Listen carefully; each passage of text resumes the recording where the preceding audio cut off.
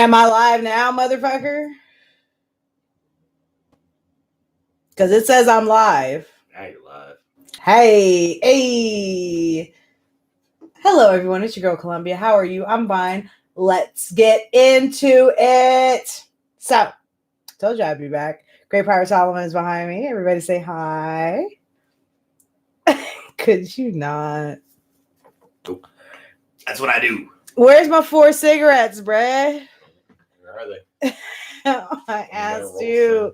I'm gonna roll some. Help me out. I gotta do this. Great Pirate Solomon here. Fine, you can have the if you don't hand me 4 fucking cigarettes. You're smoking a cigarette right now. But I'm gonna smoke another one in like 2 seconds. Damn. I'm trying to watch out for your poor lungs, darling. I can't believe he just said that. Like, oh my God. I'm a lady. Shut up. Stop with the memes. Anyways. So y'all know, I'm going to put my hood on because I look atrocious. So You don't.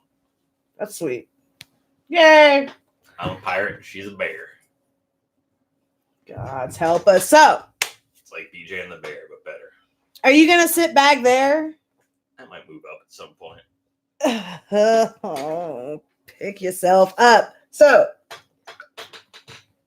tonight's late night bear suit concerns.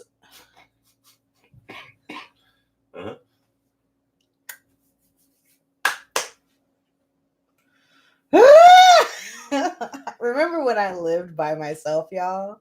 Remember that? Remember when I didn't have a white man like in my videos? Remember how nice that was? Blame the Great Pirate Solomon for why I don't produce enough content. Anyways, yep. Sure. Blame that white man. So tonight, in our late night bear suit, we're gonna talk about. Could you stop? No, I can't. God damn it. Where we are as leftists, kind of big picture type stuff. And I think it's important to have these little check-ins. Motherfucker, if you don't turn that shit down. Hi, Nikita.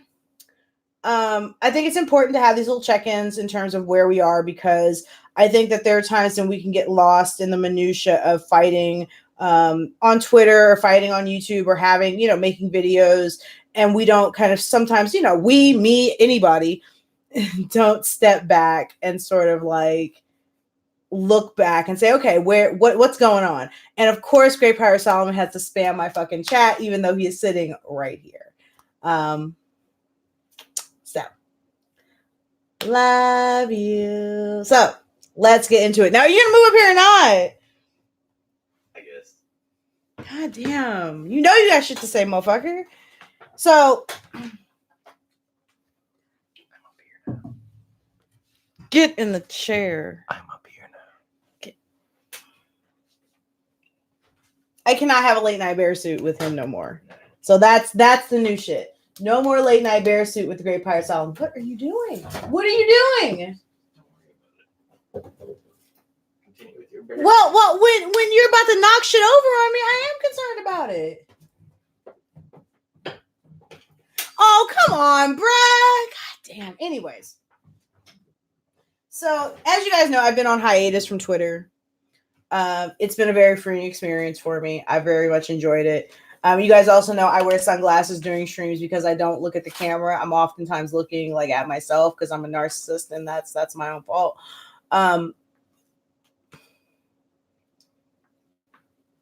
Yar. Could you not? Oh, my berryness. Anyways, so I recently got a little news from the Twitters that there is a war brewing between two sides of the right. And it got me to thinking about where we are, what we're doing, and sort of having sort of a tactical conversation about what we left in solidarity with Bolivia. I'm with that. And having a conversation about where we are and sort of what we can be doing, what we should be doing. You want to I was off camera for my own reasons. Don't worry about it. So just having a general conversation about kind of where we are, where we're going, where we've been. Fuck you! Get out then. Get out if you're not gonna let me have the stream. Continue, my love. I'm sorry. I apologize. Anyways. So, and this is one of those conversations where we're kind of focused on the United States. I hate to have it like that. If I sprint out, I sprint out, but that's sort of what's happening. So big picture over the last 10 to 15 years, kind of where we've been, leftists and our ideology has very much expanded, particularly amongst young people. That is primarily a result of, one, access to information, in particular, access to more leftist literature via the internet, and two, a function of the Great Recession. Right? Because that's a moment in which capitalism starts to collapse and we're actively living in it. And for a lot of, particularly in the demographic of 18 to 34, where socialism and communism are much more prevalent, we came of age at that point. We were like graduating high school. I graduated high school at 17 in 2008. So we were very much in our formative years when the recession happened, and it frightened us to the core because we saw the collapse of our economic system before our eyes, and we also watched as the mechanism that was supposed to protect us, government, did very little. So that those two things, also coupled with the rise in conservative politics, also coupled with the rise in scientific knowledge about things like what it means to be LGBTQ plus, or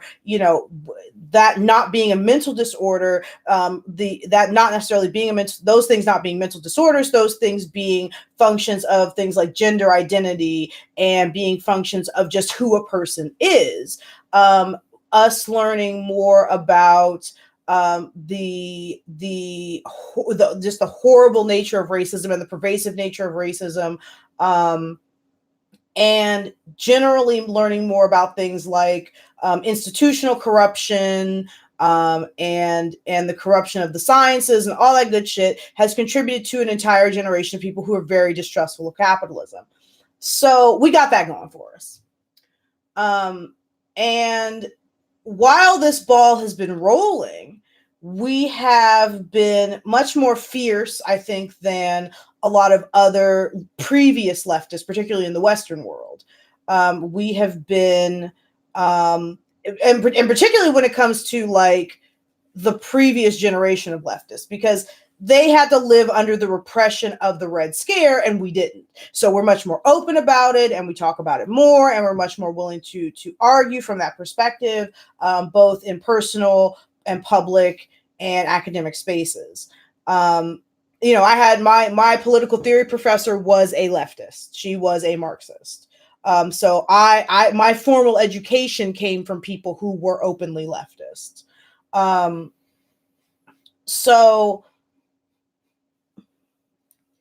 You okay? Yep. You okay? Okay. I worry about my baby. So, we have this kind of momentum building and this ball rolling, and and now we're on the internet. And now, that has helped. The internet has helped immensely to spread leftist ideas throughout the world, right? A series of tubes. Because now, instead of leftists being isolated to small geographic areas, leftists are able to communicate with each other across the world to spread their ideas, to spread knowledge and literature and all the rest. And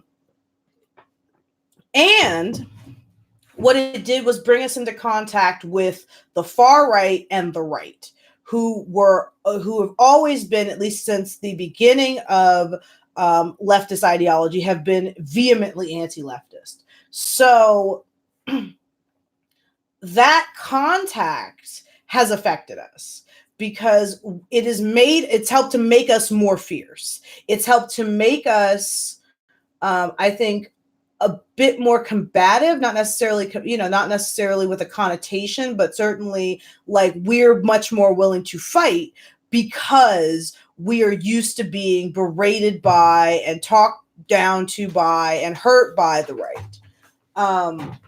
Fucking boomers. My hate man tonight.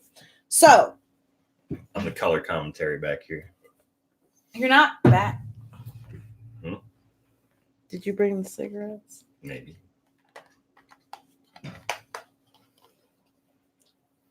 Redistribution of wealth in action. I get. Yep, you damn right. Reparations, my nigga. Mm-hmm. So now we've gotten to the. So now we're at a point now where we are transcending. We're transcending from a force that is primarily on the internet to slowly eking out into the mainstream.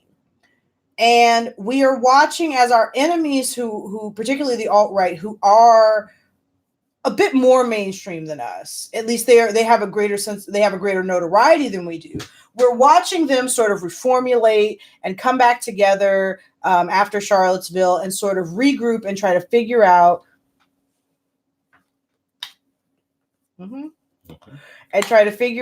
how they are going to means tobacco over here. And try to figure out how they are going to capture the center. And so, because that's what politics is all about.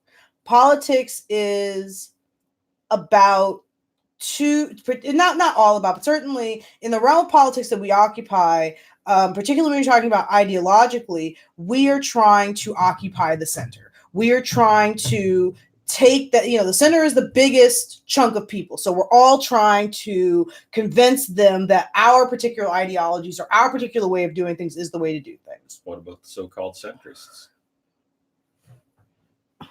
Yeah, fence sitting is really an ideology, isn't it? Well, most of them aren't really fence sitters. They claim to be anti-far left and anti-far right, but they certainly seem to make common cause with the far right fairly often. There you go. So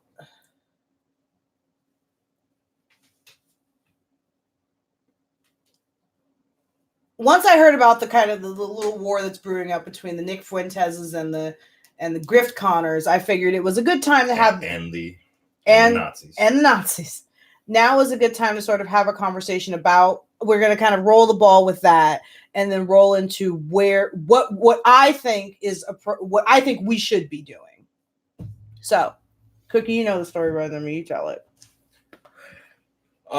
So supposedly in the wake of Charlottesville, the last couple of years, the alt-right kind of fractured into a few, various factions who were all kind of right there. It's easy for me to get this one. Into various factions that have kind of been vying to retake control of the alt-right movement, I guess. And it's narrative. Right. Right. And that is important. It's narrative of being the truth-telling, anti-establishment true conservatives who are anti the corrupt establishment conservatives. And so seemingly kind of the three major factions are the Richard Spencer types, the neo-Nazis, the white nationalists, the ethno-nationalists, kind of them khakis. Right. Well, because the Kakistanis can fall into a lot of different categories. Y'all know where I view them khakis, but that's all right. Because I'm pretty sure everybody, all the leaders of these factions is identified with Kekistan at some point. So you get that. And they seem to be the ones that are losing right now. Well, and because and to interject, and so I'm going to be kind of interjecting in his points a little bit. To interject, they were the ones who dominated the movement. Right. But after Charlottesville, things went south for them. Right. Because not only did they initially, in their initial rise, did they dominate the movement, but they became the visible, mainstream face of the movement, which was bad for them. Right. It was great for all of us. Especially if somebody died. especially after not just after they murdered someone. So, and then, to top things off in recent news, of course, you had Richard Spencer's unhinged screed come out that Milo Yiannopoulos apparently dropped. Right. Which I guess he's trying to suck up to Nick Fuentes is what's going on. Yeah. I have always been of the opinion that whatever Richard Spencer was, he was a good tactician, right? He was able, he had his minor moments. That high LR people thing was wow. But he had a pretty bad showing against David Sherratt in that debate they had. Yeah. He revealed his power level a little too much. Yeah. Where I was hiding in his closet. Yeah. But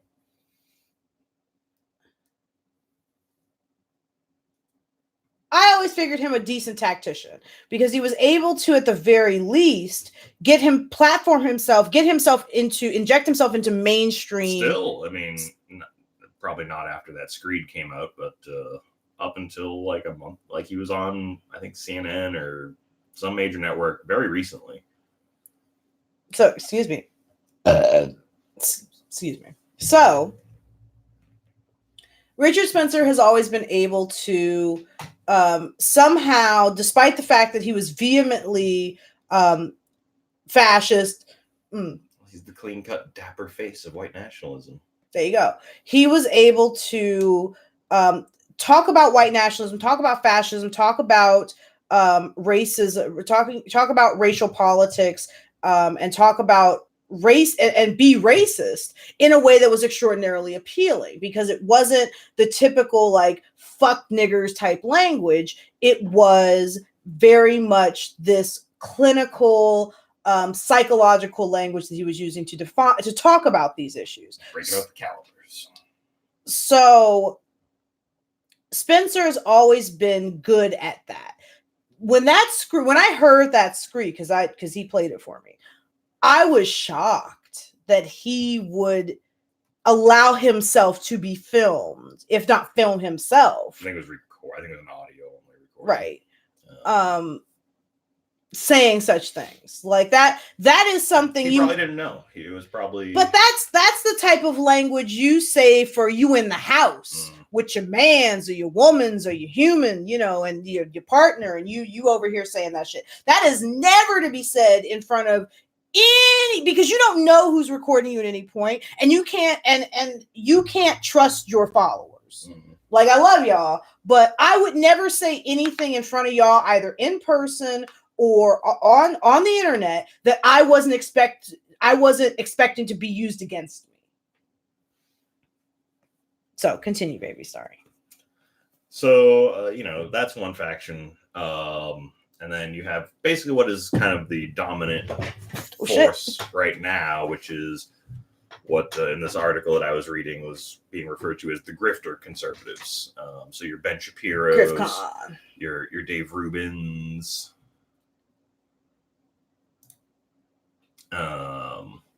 Yes, he's for like something pro-white genocide. Right. But so your Dave Rubins, your Ben Shapiro's, your Donald Trumps, and the whole Trump clan and the Trump train. Just kind of people that are basically pushing. They're pushing that they were speaking truth to power, and they're telling fucking harsh truths or whatever. But basically, they were just pushing the same conservative narrative that's been going on for 50 years.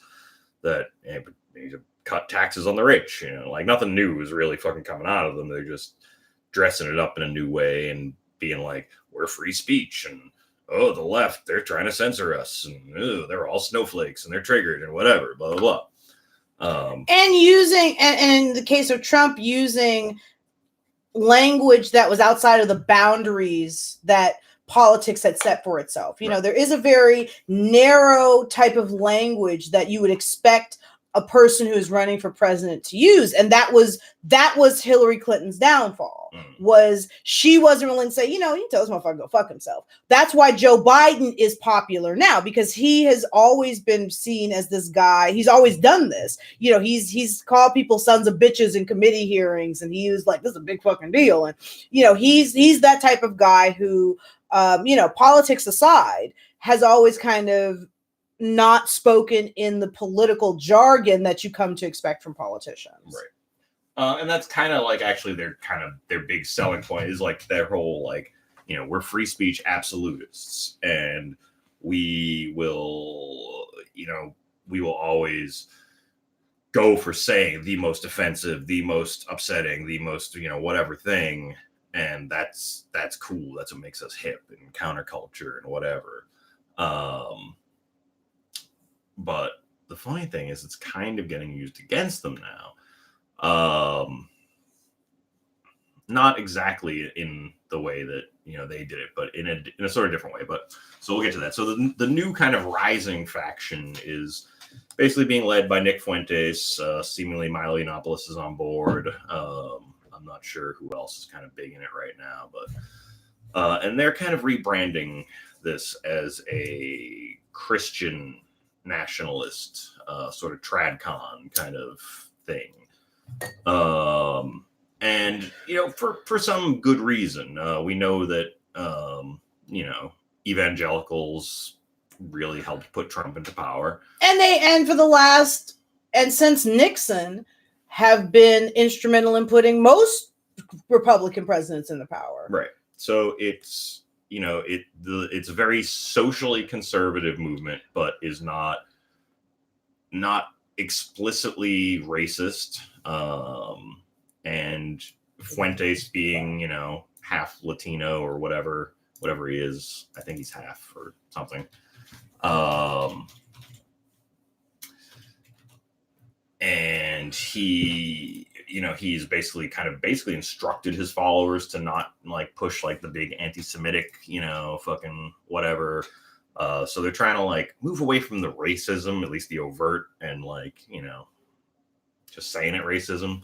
But at the same time, sorry, I got very bright because I have a white web page up, and I was just thinking, what? Sorry.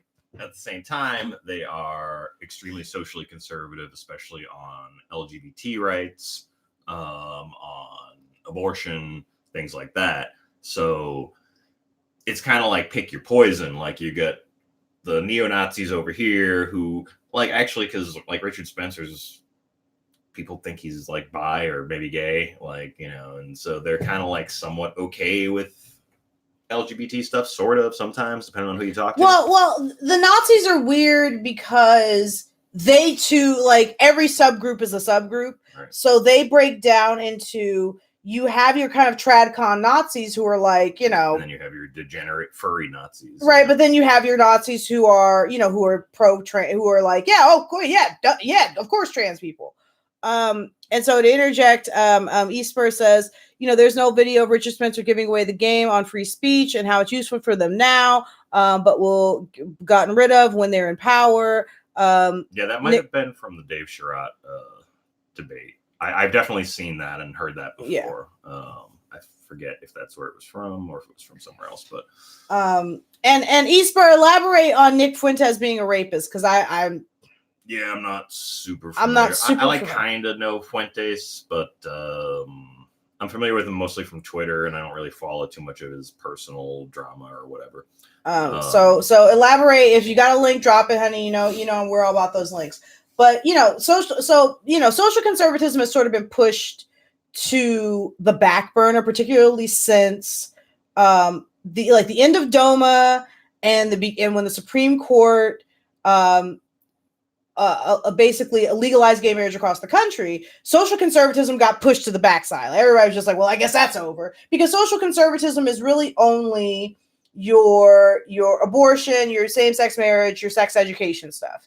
You haven't heard conservatives talk about sex education in 30 years, for the most part, as a mainstream issue. They've pivoted away from same-sex marriage and toward abortion.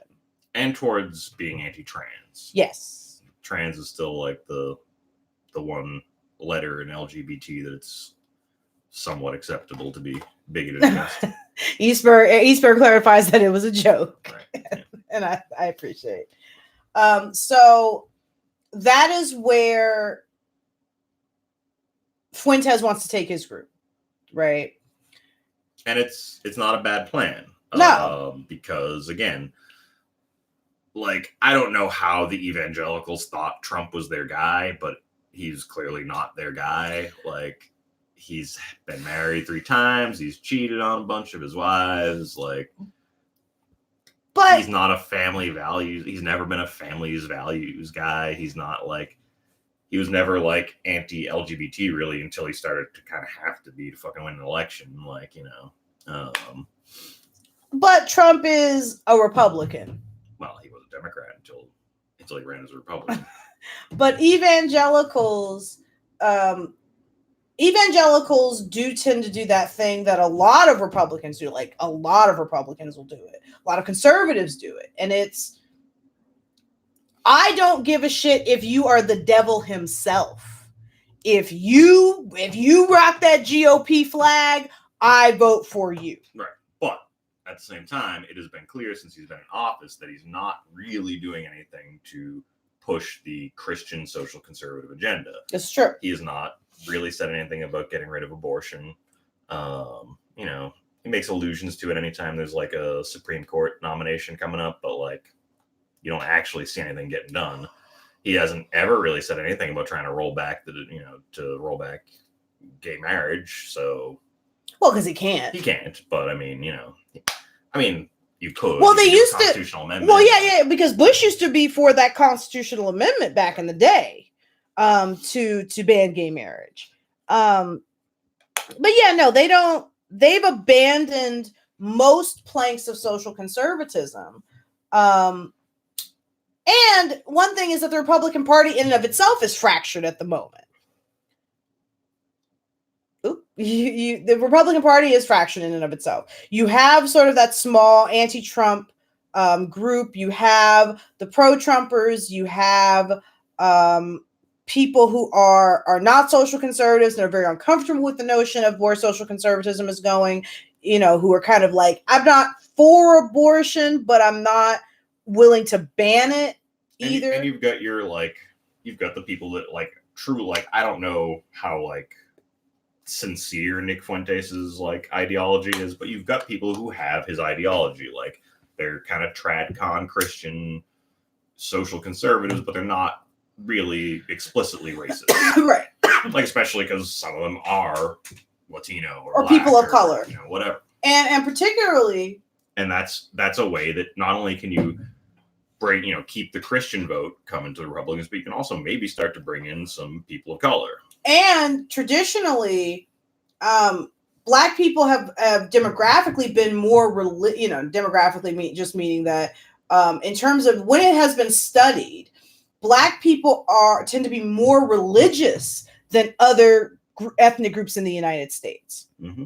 And Black people tend to hold on to conservative social values longer than other groups of people in the United States. So it would be a boon to them if they could start to incorporate social conservatism more into their social conservatism without the racism. Right. Into their ideology and into the party.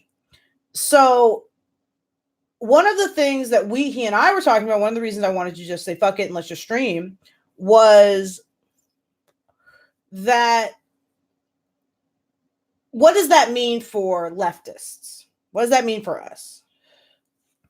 Before we delve into that, I do want to go ahead, baby. Point out a couple other things. So like this has kind of come to a head over the last week or two, in that Donald Trump Jr. was giving a speech or whatever to promote his new book, Triggered.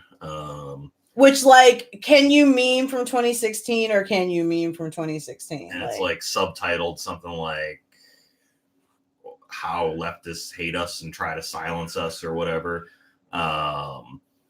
And so he's given this speech and he gets heckled by people from Nick Fuentes' camp, basically being like, you old hat, nigga. Well, asking them, why don't you support any socially conservative values and stuff like that? You're all just about, getting tax cuts for your rich friends. Like, that's not what we're about.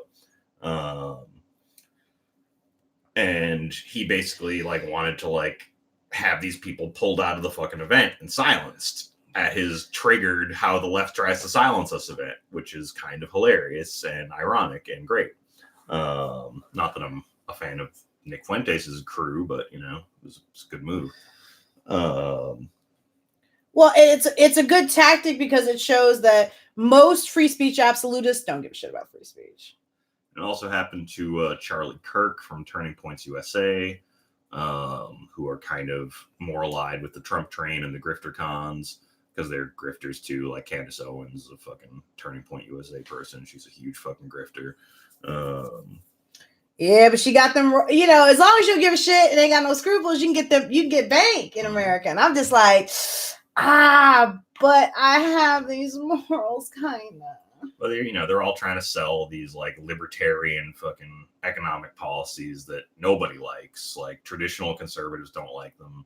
Fucking most young people don't like them. And to go kind of backward to where I started in terms of where the resurgence in leftist ideas came through.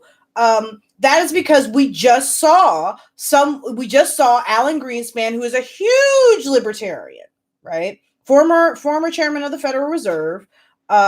We just saw his libertarian Ayn Rand loving ass policies implemented, and we saw what the result was. Mm-hmm. We all lived through the result. Mm-hmm. So no, for at least another decade, no one's trying to deal with libertarian fucking economics. True enough. So now continue, baby. You were. Oh. That was all you were. Okay. Yeah. So one of the kind of branches we had on the discussion was, what does it mean for leftists, depending on who's going to win, right, in this sort of fight between. Just to interrupt you to go to the chat. Go ahead. For Esper.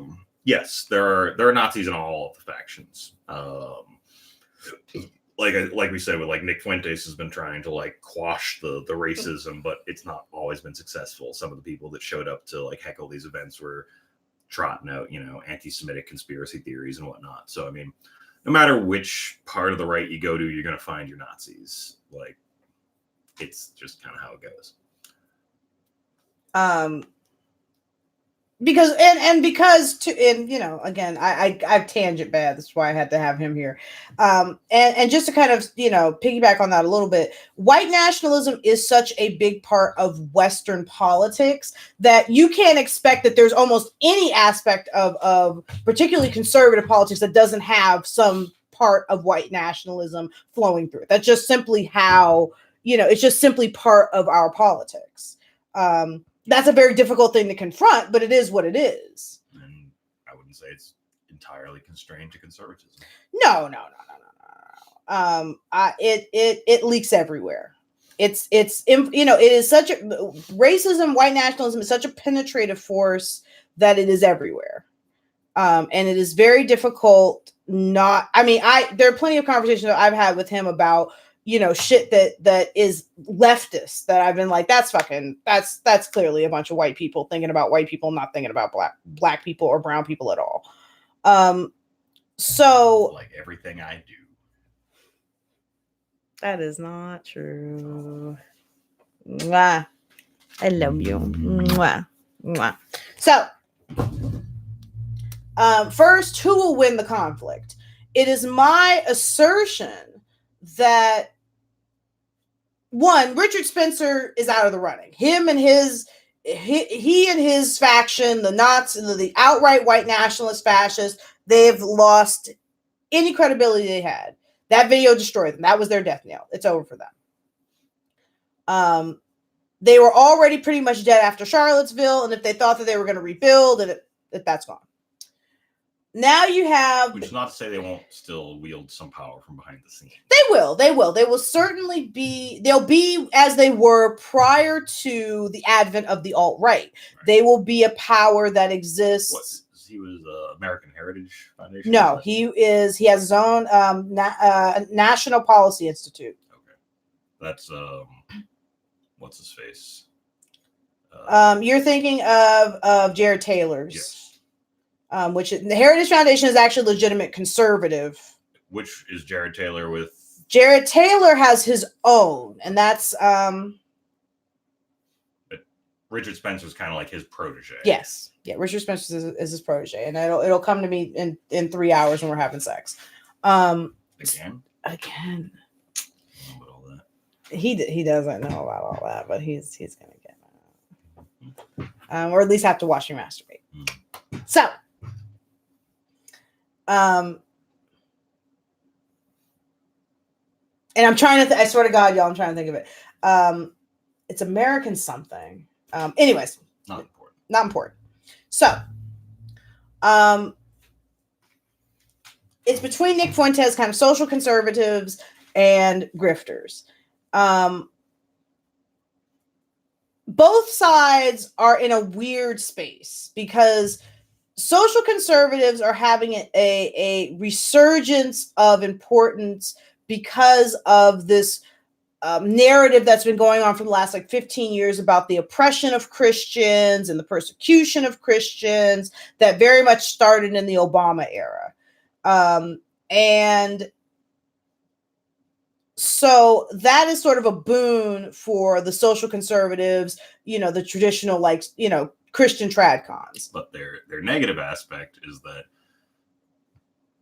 both it gets worse, as you go along, but millennials and Zoomers, even when they are conservative politically, tend to be less socially conservative, especially Zoomers, Yeah, generations. So, I don't like the term millennials.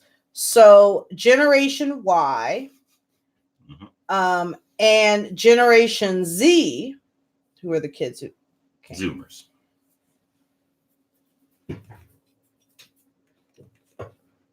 Okay, Zoomer. Eat it. They are people who are here. most. Yeah, okay, old millennial.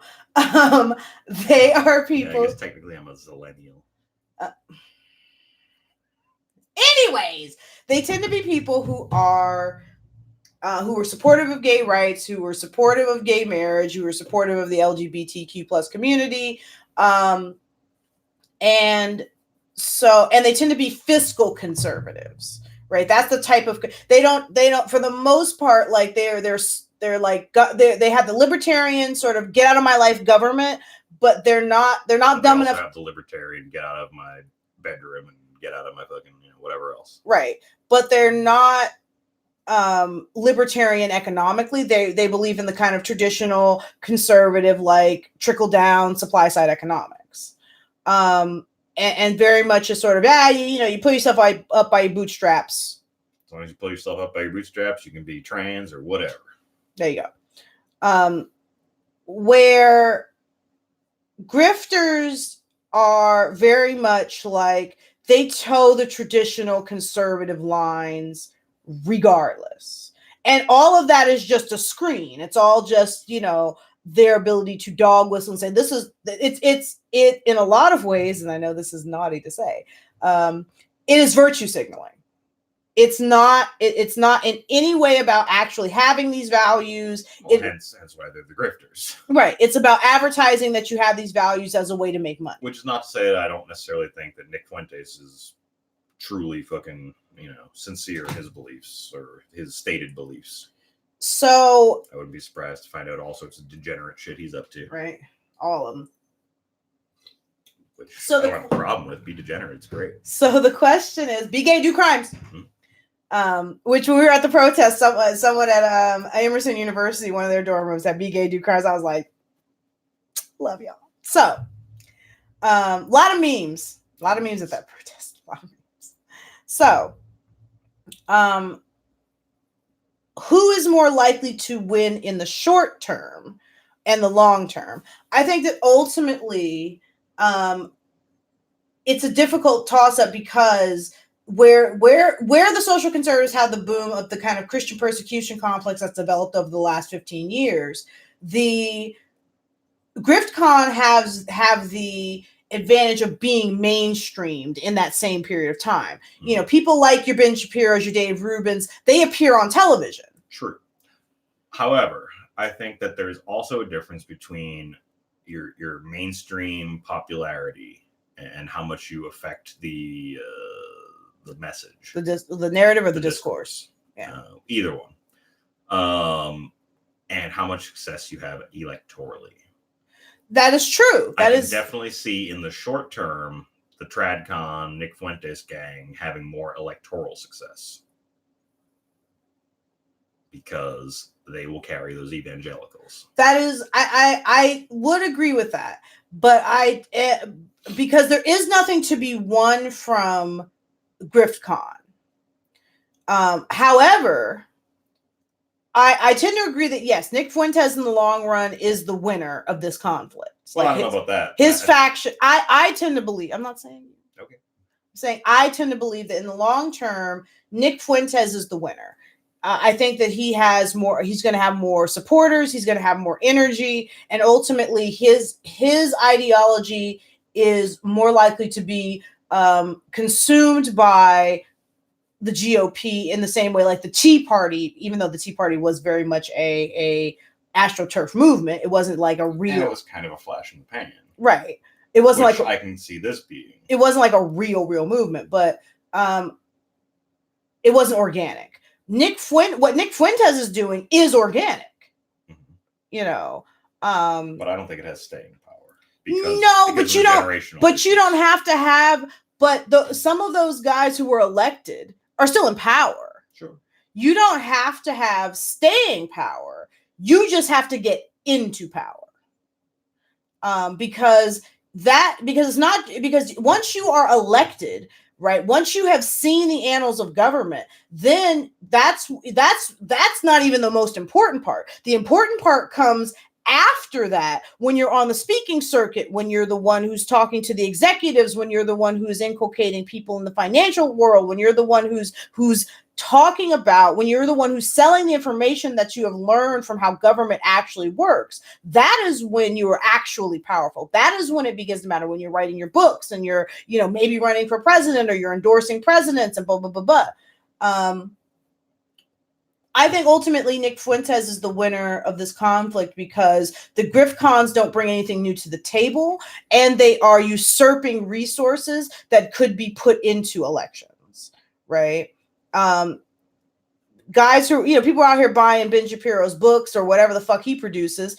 They're not out here spending that money on a candidate that.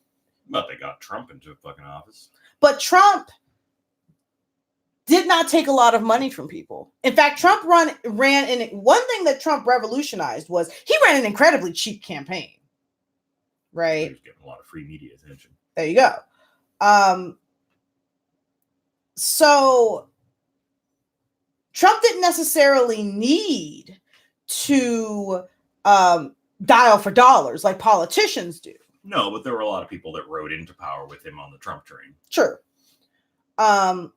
I just like saying Trump train. Trump clan, Trump train. Because apparently all little boys love trains. That's something we learned from a Lionel commercial from the 70s today. Yes, Johnny Cash and all little boys love trains. Because apparently in the 70s, Lionel thought it would be a really great idea to use Johnny Cash as a spokesperson after he wrote that song about trains that had to do with him murdering someone and going to prison. Hey, Bean. Hello. Right. So that's what we do in our spare time. We watch commercials and bad movies. We do. We watch a lot of shit like that. And when I'm not with him, I watch a lot of r/. Because I watch a lot of creepypasta. He watches it on my fucking YouTube. So I'll come in he'll be up like I'll have to work in the morning, so like I'll like throw on a video or whatever while I'm smoking a cigarette, having coffee, and I'll be like, oh, look at my recommends, like, why do I have so many weird creepy pasta videos? Because of this motherfucker right here. One of these days we need to like watch a bad movie with y'all on stream. We will. Before we get into more politics though, can I recommend Feeder's 1996? Hello, this is Donna. Hey, what are you doing? Right? Best pickup line ever. If you're into bad movies, like you like MST3K, bad movie watching, you say yes. And Micro knows, we come from the rich tradition of a very public spanking of that is how we met, that is why we are together, like, so Micro knows like this is right up your alley. But if you're into bad movies, if you're into just MST3K and your own shit, you have got to see Feeder's 1996. Okay, I will put it in the chat, like, if I remember, I'll put a fucking link in there. It's on YouTube. We saw it on YouTube. You have to see this terrible ass movie. It's kind of a horror film, sort of sci-fi horror. Oh, then Bean, you're gonna love Feeders. I can't say anything else. I won't say it. Don't look up no reviews. Just watch it. Oh my god. Go in blind. And if you like it, the guy that made it has like 30 other fucking movies. All right, so some of them are very recent. You're gonna have a lot of fun. Like, but we've gone down a few bad movie rabbit holes. We ended up watching 3 animated Titanic movies. Yes, we did. And one of them, 2 of them were like in the same series. One was a sequel to the other. The other one was completely unrelated, but they were all equally insane, bizarre, and bad. I don't even know if you can say that first one was as bad as them other 2, though. It had the rapping dog. That was the best part. In the 1920s? Yeah. 19 teens. All right. So yeah. It had the rapping dog, and it had if it wasn't for you, I would now be in someone else's digestion. And that line leads into a rap. Yeah.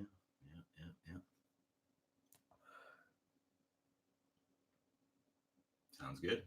Micro, you're killing it. You're killing it, baby. Yeah, we also MST things we like we watch Star Trek and Next Generation a lot and make fun of it. Them first couple seasons, because it started when I first moved here. We started doing, not even when I first moved here, when I first started visiting him here, we started like watching the first like season of Star Trek again, and we were just like, this is often while we were having sex. Yeah. And then basking in the afterglow.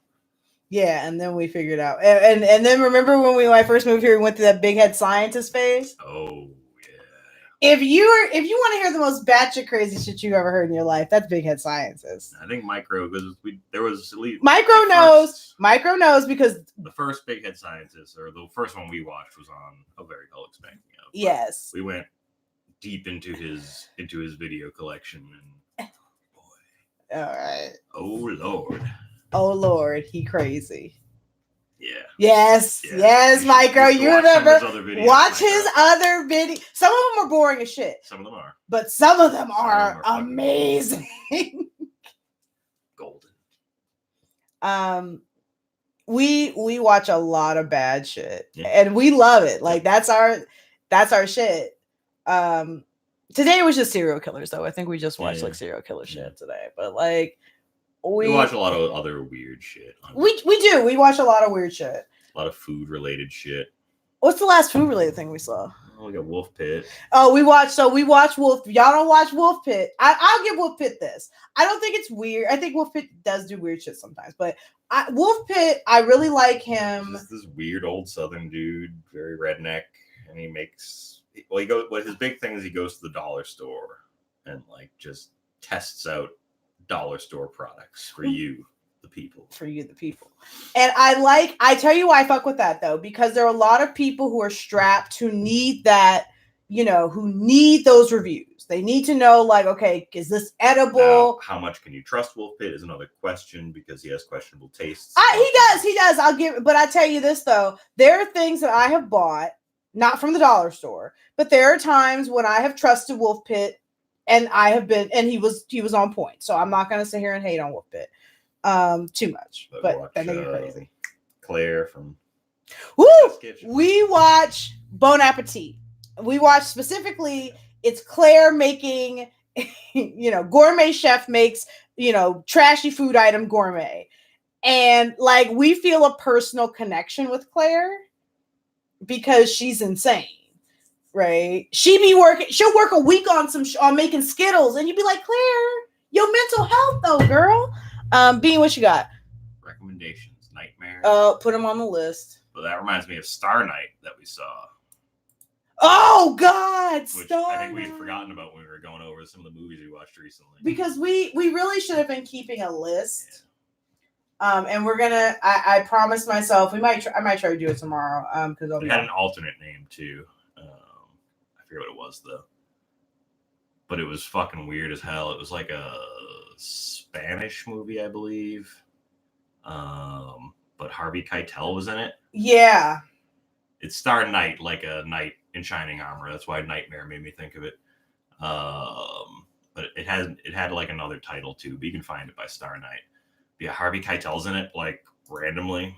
Right. And a bunch of other nobodies. Oh, and like some German guy who's kind of famous. Sort of.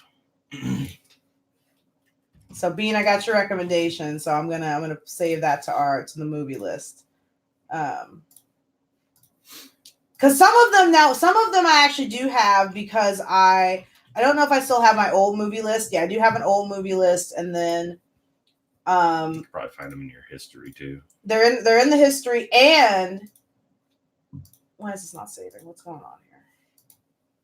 Oh, because it's not a new file. Movies one. So not only that, but I've been saving them on IMDb when I see them, so that's something else too.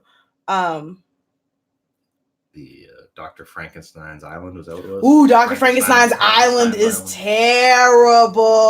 I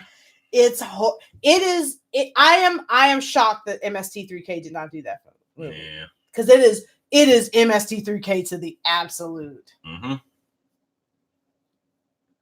This has just turned into the bad movie stream now. It has. And guys, that's why it's a bear suit stream. Because this wasn't always. Hashtag late night bear suit. Hashtag late night bear suit. Because it's not all about politics all the time. Get a cut loose. Gotta have a little fun. Yeah, I do think we need to at some point do like an actual we watch. We gotta find something that's like on YouTube. Thank you, Conrad. Not copyrighted, Yeah, we'll find some old like 50s movie or something. Something. So we'll definitely one night come to you guys with a late night movie stream and fucking destroy it.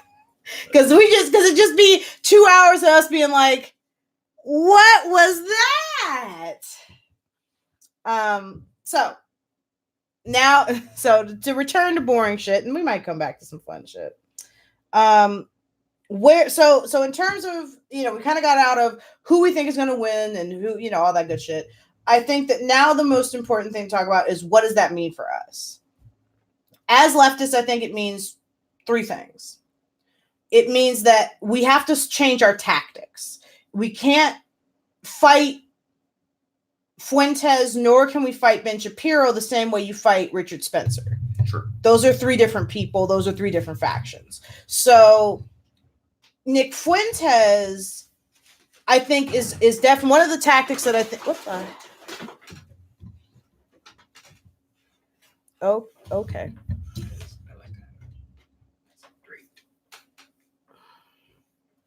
I told him I was going to do this stream, right? And he had a minute because I had to put on a bra. And he's had a minute to do all this, but instead he was like, "I'm going to sit there and smoke and act like, oh, you doing a stream? Okay." So you have to fight all these people differently.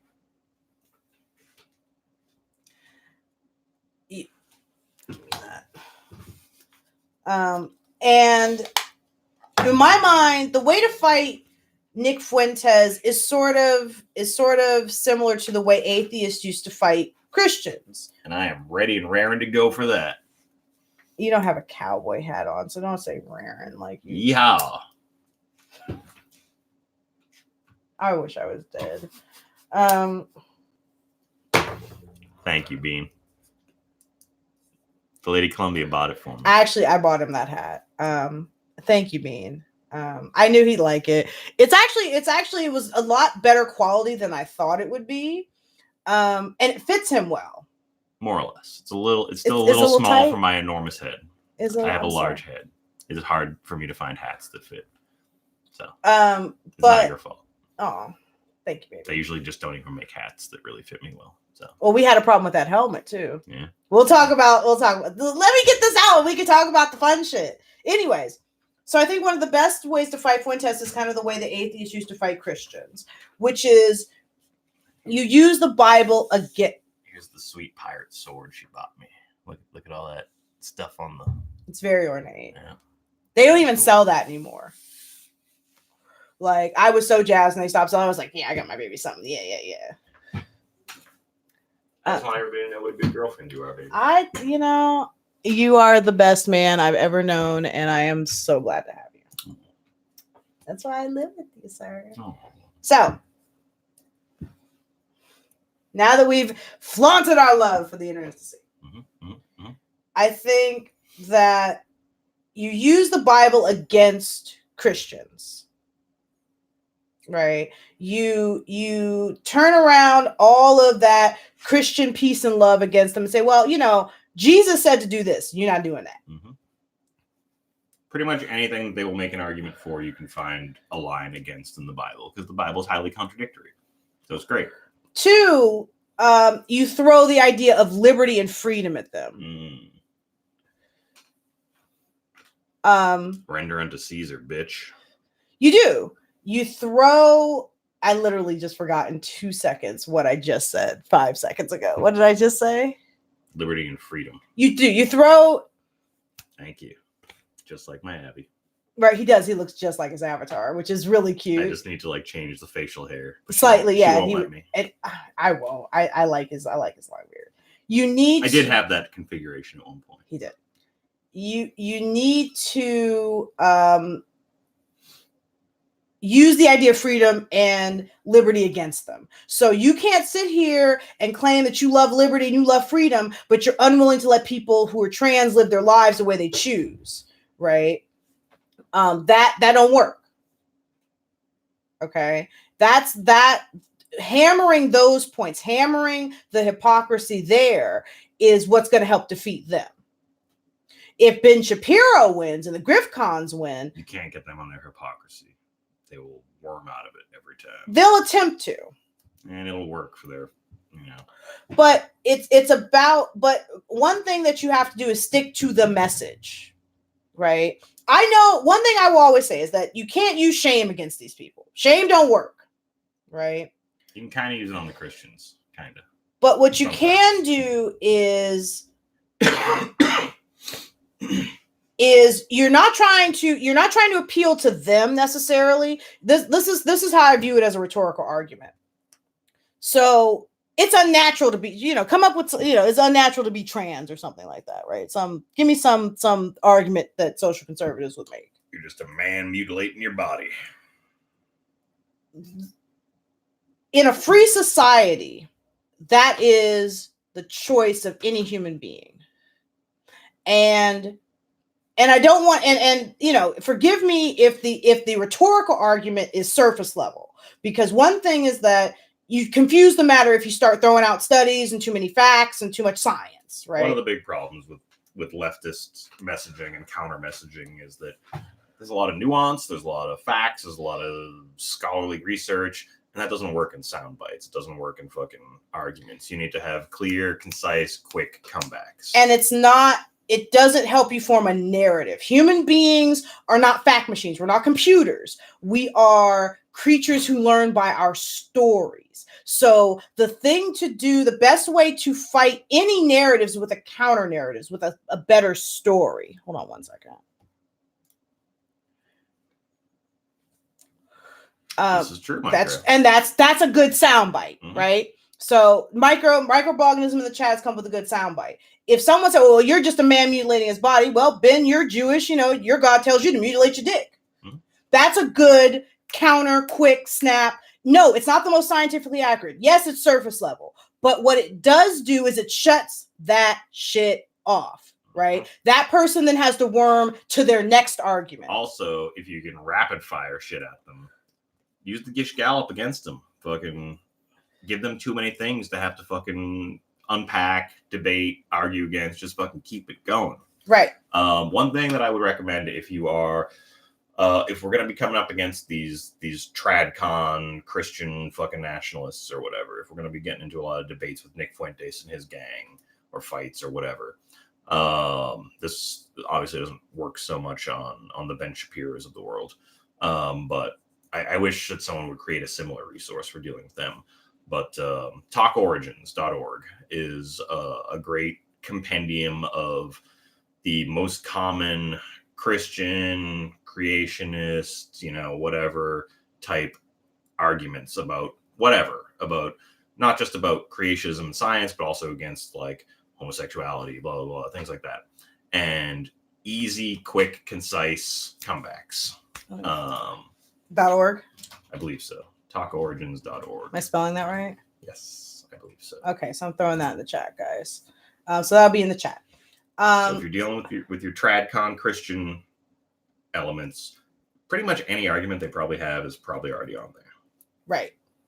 And a consideration too is creating a subsection for trans people, doing the same thing, but for common conservative arguments against trans people, against brown people, blah, blah, blah, blah, blah. So that because one thing that they do, and they do it well, and it's benefited them a lot, is they have the canned arguments that they just repeat. With us, every time we argue, he, me, you, someone else, every time we all argue, we use different facts, we say different things, and they can use that, and they use that against us. Well, blah, blah, blah said this, blah, blah, blah says that. So are you two not, do your facts not agree? And then you have to go and you have to tell them, this is more nuanced than all of that is too much. We're not fighting.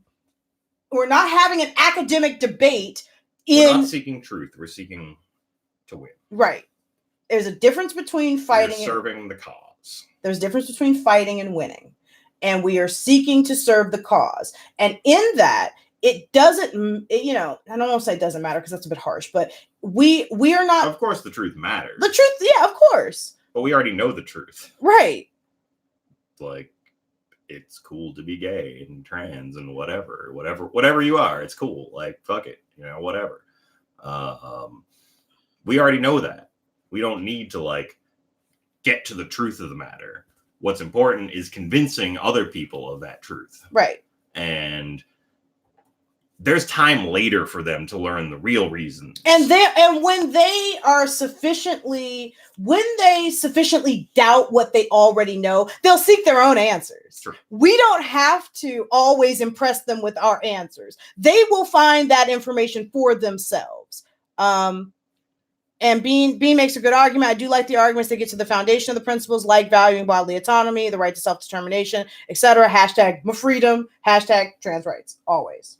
And bodily autonomy is basically an argument for almost anything that they're gonna fucking argue against. Right. And it's it's a very almost paleo-conservative, classical liberal libertarian point.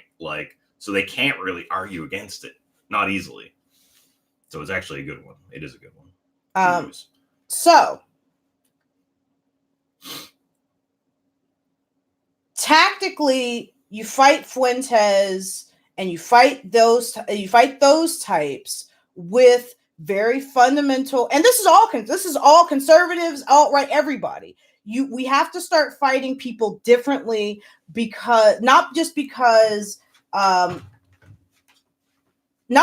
cause kind of dictates it, but because we're not just attempting to convince the right or people on the right to say, maybe I'm doubting what I believe. We're trying to convince the center that not only are the right wrong, but we're right. And in order to do that, sometimes you have to be a little more willing to talk in narrative or in rhetoric than in fact. So that's kind of what we want to do with all of them, but particularly with the Fuentes types. Now, with the grift cons, it's a little different. The grift cons, the same basic principles apply, right? You hammer them with canned arguments because that's all they're ever going to present you. But the fundamental thing that you need to do with grift conners is to, in my estimation, and I think, we might disagree on this, whatever, is that you constantly have to be pointing out the con. You constantly have to be pointing out where their actions and their values don't jive. You have to, and he and I disagree on that a bit. You have to constantly be pointing out that you won't get them. No, hypocrisy. You might get the Christians on that. You won't get them, but that's not it. But again, you will possibly get some of their adherents. That's what I'm focused on. That's what I'm saying. But you can actually, I've occasionally shut down, back in the day when I was big on the atheist scene, I shut down a few Christians. They would just stop talking. When I got them on hypocrisy, you can get them there, especially if they're true believers, if they're sincere. Then you can hit them on hypocrisy, and they'll be like, "Ooh, I never thought of that. I don't know. I'll have to talk to my priest or my fucking whatever, my pastor, or my fucking Bible study guide, and get back to you." Right. Grift conners, it's all about pointing out the grift all the time. But they will almost never personally admit that. Oh yeah, that does sound like a grift, doesn't it? Though Jordan Peterson did actually sort of concede to that at one point. He kind of half-assed it, but I forget. I don't remember exactly the situation, but look it up and we'll put it in the description. If you can find it now, we'll throw it in the chat, but if not, throw it in the description.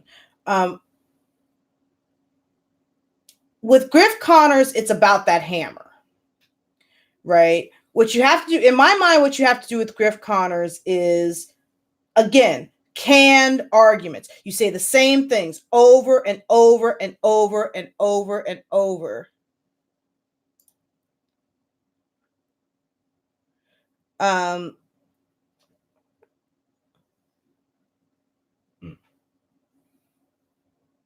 Yeah.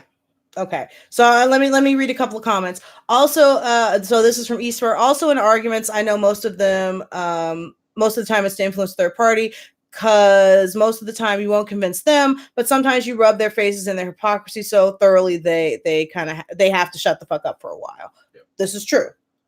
The grifters are usually too sly for that. Yeah. They'll find a way to worm out of it. True believers, they can be caught up. Micro says, yeah, but Jordan Peterson is weird, even for a grifter. Yes, that's the goddamn truth.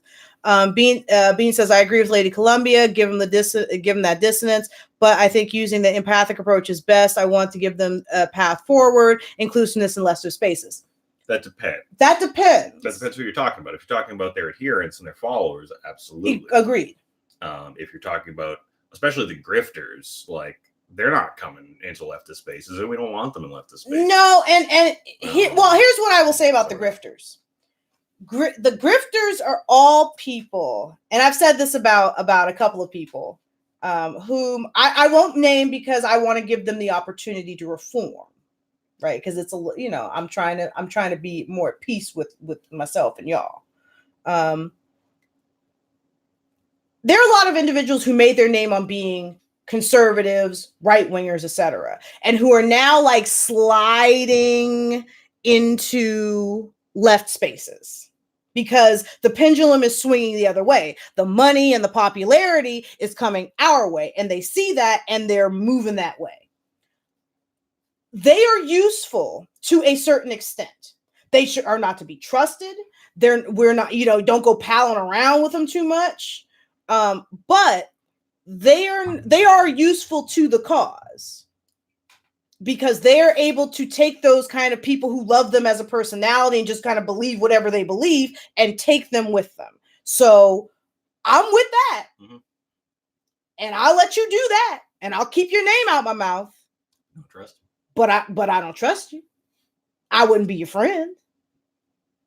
So I do agree with Bean that when it comes to their adherence, I want to give them that opportunity, right?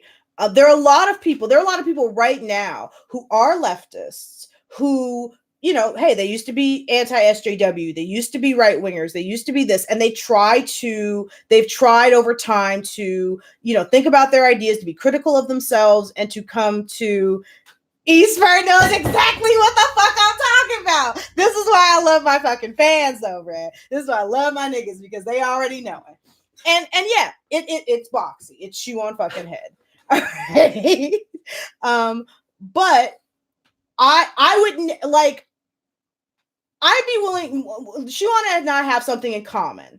And I won't say what it is because it's personal to her and I don't want to expose her because she blocked me for saying it on Twitter. So I won't say it here. But I will say that we have something very personal about us that is in common. I would be willing to do a live stream with her about that personal thing that was devoid of politics, because it is important that people understand that just because we have differing ideologies, that doesn't mean that we don't share commonalities that go past those things. Right. Sometimes that's an important thing to show an audience, to show other people that, yeah, we may disagree. We might even hate each other, but we have a personal commonality that links us as human beings. Yeah. Eastfur, I love you. I can't even. So you hit them with grifters, you got to hit the grift. You got to show the grift. You got to expose the grift. That's all you can do. And you'll never stop them from getting money, because all those people will do is once they've sapped up one source, they're on to the next. Okay. But what you can do is raise doubt in the eyes of their followers. And if you can show that, hey, all these motherfuckers trying to make money off of you. All these people are trying to do is get you to buy their books. All these people are trying to get you to do is to listen to their ideology as a way to get you to put money to line their pockets. Then you repeat that message over and over again. And you find those examples, those specific examples that allow you to hammer that. You're the intellect here, baby, because my mind is going to pot. Give me an example. How would you do that with Candace Owens? Do what exactly? Expose Candace Owens' grift. Well, I mean, you could just show how, her shit's changed over the years, like how she was like kind of doing lefty shit for a while, sort of. I mean, not like hard left, but trying to like make a database about cyberbullying. Or it was a database of social behavior, effectively. Some shit like that. And then like all the anti-SJWs hated her because like oh, you're gonna dox people for being assholes on the internet or whatever. And then she made that hard flip to the fucking right, and now she does Blexic Atlanta. Yeah. But you can also just like show people her like defending Hitler for cash, basically, like talk about the fact that she only appears for speaking events. Talk about how, talk about people's, the frequency of their uploads. Talk about a person like Ben Shapiro, who almost never appears on his own channel. The proliferation of a person like Ben Shapiro is at the hands of his fans. Right? How Ben Shapiro, you find those examples where someone who, or you get your Paul Joseph Watsons, your Steven Crowders, who are all about selling merch and fucking pushing book sales and whatever, selling their fucking brain pills and they're louder with Crowder mugs and being interjects. They just had a convention. Yeah. In fact, we did one of our Leftist Couch videos and Leftist Couch back there. We should probably be on the Leftist Couch, but never mind. That's a lot of one thing about the Leftist Couch. One of the reasons it's hard to do as a show is because the couch is back there. Yeah, and we have to set a camera up with a tripod and mics, and it's a lot. It's a lot. It's easier to just be up here. So it's easier just to be on his computer. So. But the Leftist Couch is still there. We love our Leftist Couch. It's there. It is the Leftist Couch. It will always be my Leftist Couch. Mm-hmm. Got it secondhand. I am proud to say it just like a real leftist. All right. For $49. And we trashed it because it was in damn good condition for what it was. It's still in good condition, but probably from the 70s. Fuck, who knows? Comrade Chad is right. We do need more LadyColumbia. Yes, darling. I know. I'm trying to make that transit. That's why I said tonight though. I was here for an hour the other day. Hadn't been here for a while. We will be doing more Leftist Couch. I've been trying to get her to do a game stream. Oh, I want to play now. Well, because now the problem was I didn't stream WoW when it was still like fresh to me and I didn't understand it. And I was just like, how does this work? I hate this. So now I get it. And it just would be me silently playing WoW. Like, nah, you still yell at it. I want to do a game I've never played before. So, yeah, I guys, I know. That's why I'm here. I literally said to him, you know what? Let's just stream it. That was the one I shouted out. Thank you, Esper. Definitely both. I play both. I've been play both. He streams it. So if you're interested in seeing, I haven't, but he and his best friend, they do WoW Classic streams, and he does stream retail too. So we generally do WoW Classic streams every Tuesday, but we're not doing one tomorrow because my co-host Better and Soda Pop is out of town. So I'm going to be doing an Outer Worlds first impression video tomorrow instead. But then I kind of do a retail WoW stream just kind of whenever I get around to it. So, but the classic WoW is every Tuesday, other than this Tuesday. So go definitely check that out. Great Pirate Solomon. Yeah, and definitely Comrade Chud. I will, I'm gonna hit you up first, baby. All right, jump on that stream because we're gonna talk that leftist shit.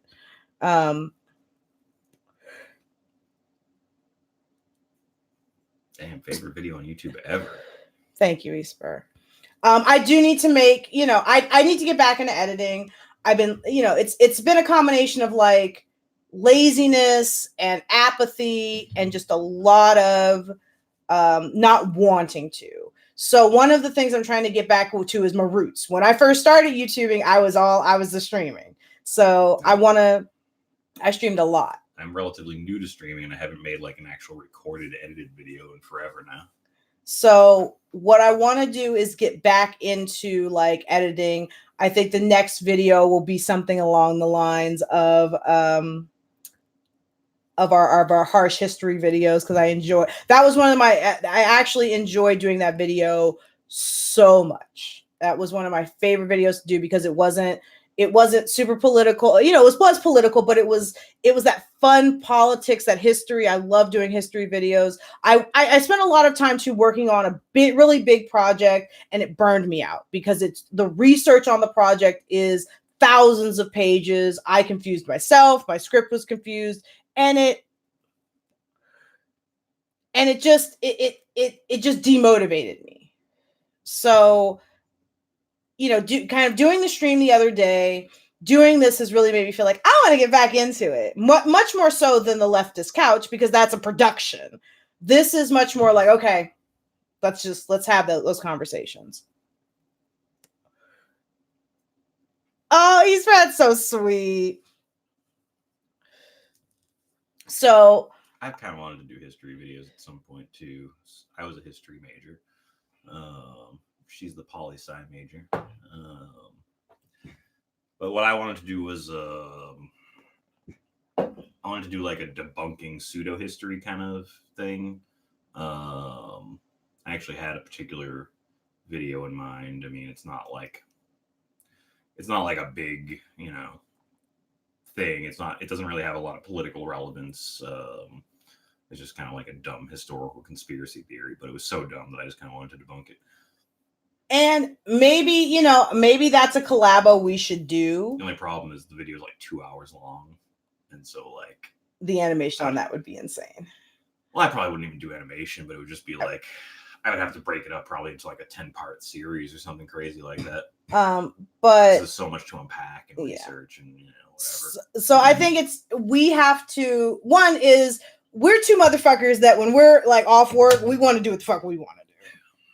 So, you know, having those times and like making videos, you know, it's not always streaming's just so much easier. It's right. Like, yeah, I can just jump on and do whatever.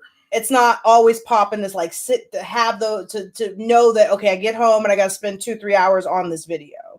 But I am, you know, also I spent like the last like 3 years doing that, like on the reg, you know, I mean, scripting and editing and all that. And it's kind of exhausting.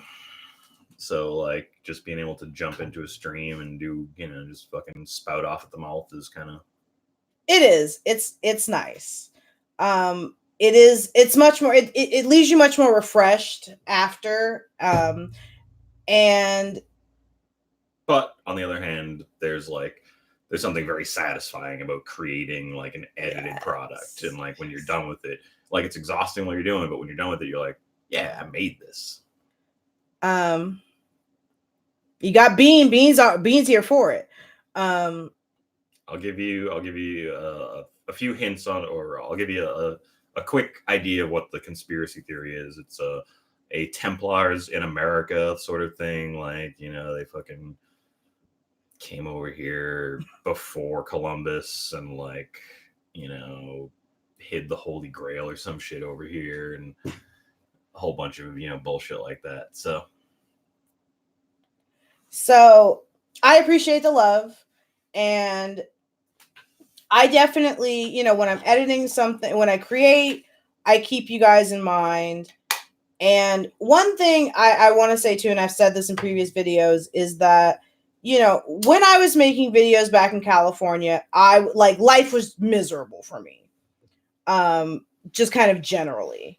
One of the bright spots, of course, I had my cookie, and, you know, I was like literally working to like be with him, you know, to get the money up to fucking, you know, to fly out here to see him and stuff like that. So moving here, the misery that kind of drove me to make content that was my outlet, that made me feel good, that wasn't, you know, he wasn't around. So, you know, I had all this time where I wasn't doing anything and I was depressed, and I, you know, so writing became that outlet, and then writing, you know, ended up writing a lot of scripts, and then, you know, editing and having, you know, and animating and stuff like that. But like moving here, I'm not as miserable.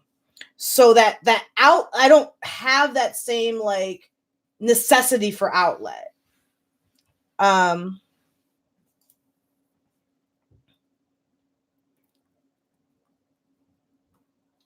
Yeah, you have that. You have that. I'm sorry, Spur. Not with him though. Not with him. So what I'm trying to do is get over that hump of like I'm happy and don't have an outlet, to getting to the point where I can get back to creating. Because I've told him on time, like I feel bad I'm not creating stuff. So definitely what I want to do is use streaming to keep in contact, so that I'm not just gone. Use streaming to sort of keep in contact, but be more about spending an hour or two a day making something. And if, you know, I think that crude history will probably be a way to jump back into that without it being a lot, because although the editing of crude history can be a lot because it is animated, not very well, but it is animated. I can do. There's so much fun to make. And I've got a little, you know, kind of legwork already done for one. So I might consider that'll probably be the first one I do when I get back. So, now fuck it. Let's talk about fun shit. We did bad movies. We were talking about something else though. We went to that was fun shit. And I don't remember what it. Supercharged. Right. So one of his dear friends had a birthday recently, and we went to kind of arcade go-karting place to celebrate. And like the place is nice, but it's weird. It needs laser tag. It's cool. It's expensive. It is. So it's apparently the largest indoor go-kart track in the country. And it's big, like, it's kind of, it feels kind of like a Mario Kart track, and you're in these kind of like little Mario Kart type, go-karts. It's not bumper cars, it's actually like a race. And it goes up and down, like, it goes around corners, blah, blah, blah. It's like an actual track. 2 tracks actually that kind of like overlap each other and whatever. And when you're looking at it, it doesn't look like the carts are going that fast, but when you're actually in it, it's like, oh, this feels fast. Yeah, that shit felt, I thought I was going, okay, so are we going to admit how badly we go, and you fucking, and there's tires on the track, and that's the go-karts I'm used to, and I whoop ass at that. Child, I do. So I came in like not wanting to brag, especially to like his friends, but wanting to be, but in my mind, I'm like, I'm going to destroy these motherfuckers. But like, there's no passing. Like, it's very restrictive because they are so fucking powerful. Oh my God, I got hit so many times. Who hit me, but I'm blaming everybody. And so like, we did it with, there were 8 of us in our group. Yeah.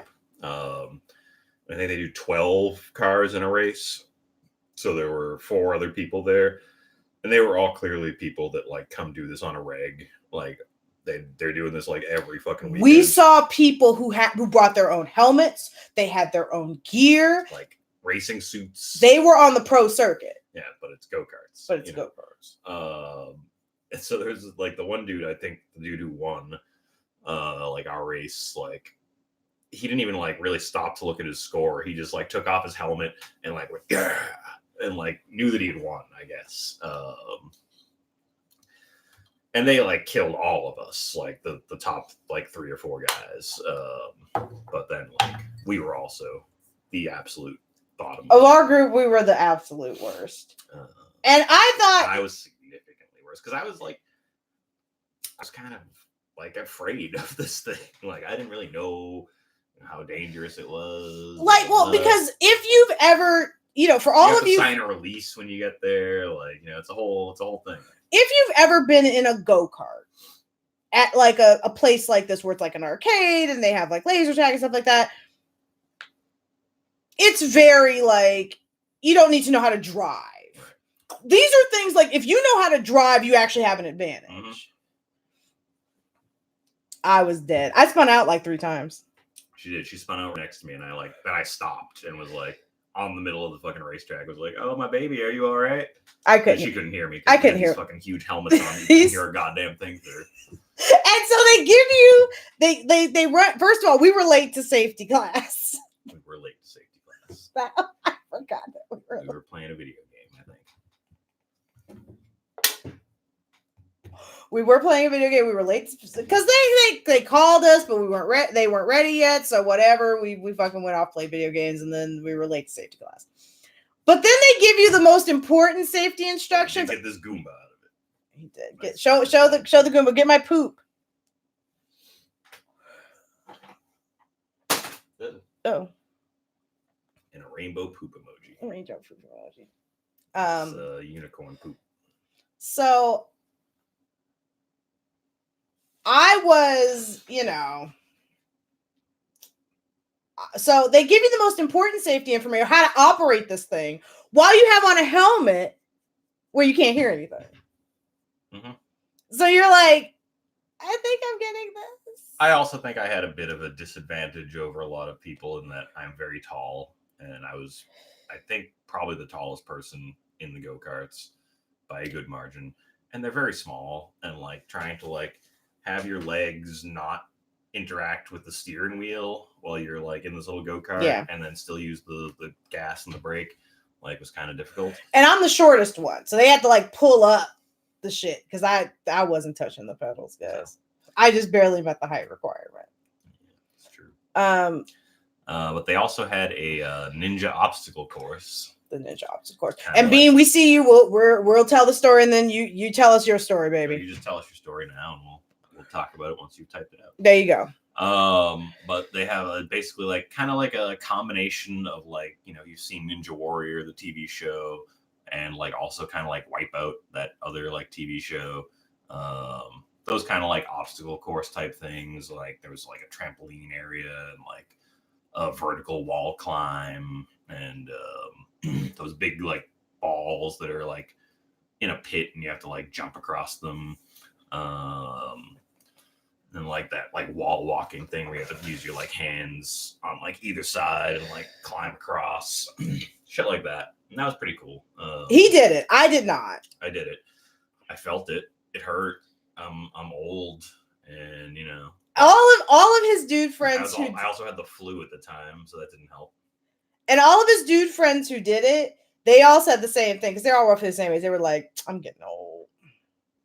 Because that's the type of shit, like, and I knew I was under the assumption that I was gonna have to work early the next day, so I was like, I'm not even, because I've got to stand for several hours, and I'm like, I'm not even. But yes, it was just like the Vanilla Ice, Go Ninja, Go Ninja, Go. I think we sing that at some point? Possibly. We did.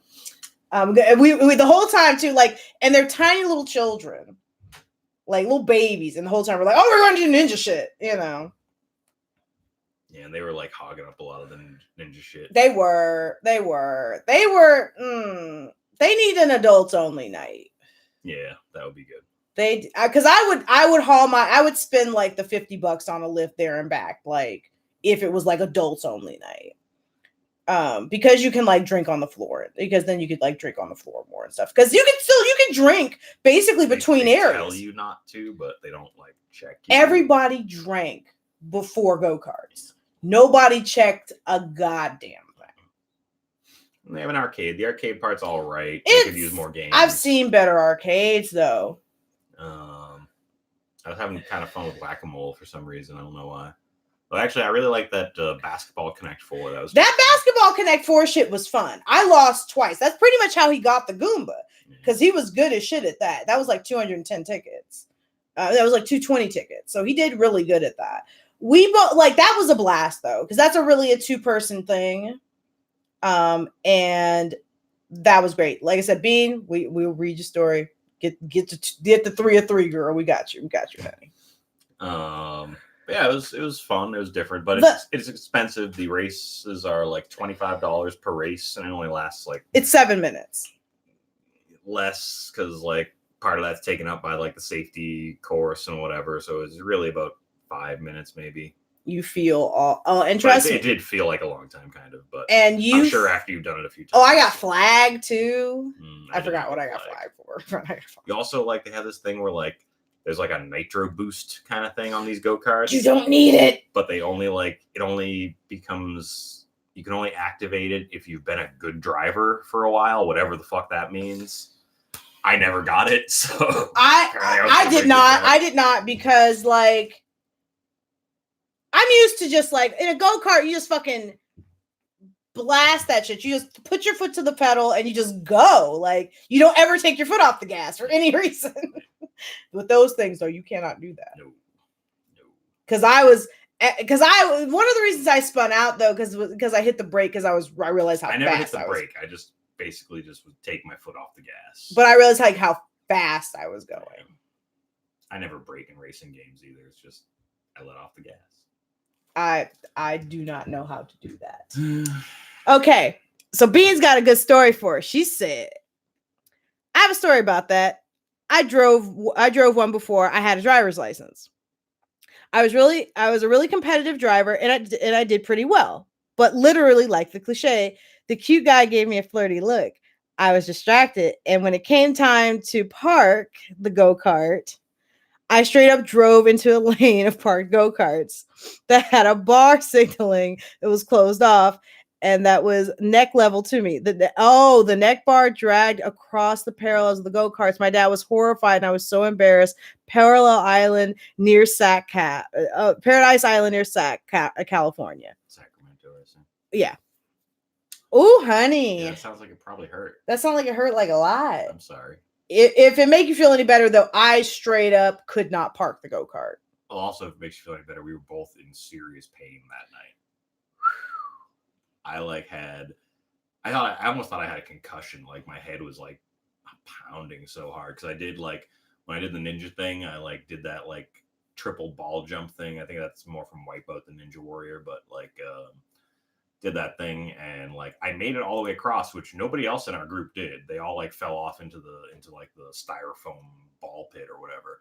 I made it across, but I've tripped on like the landing and fell basically face first into the mat.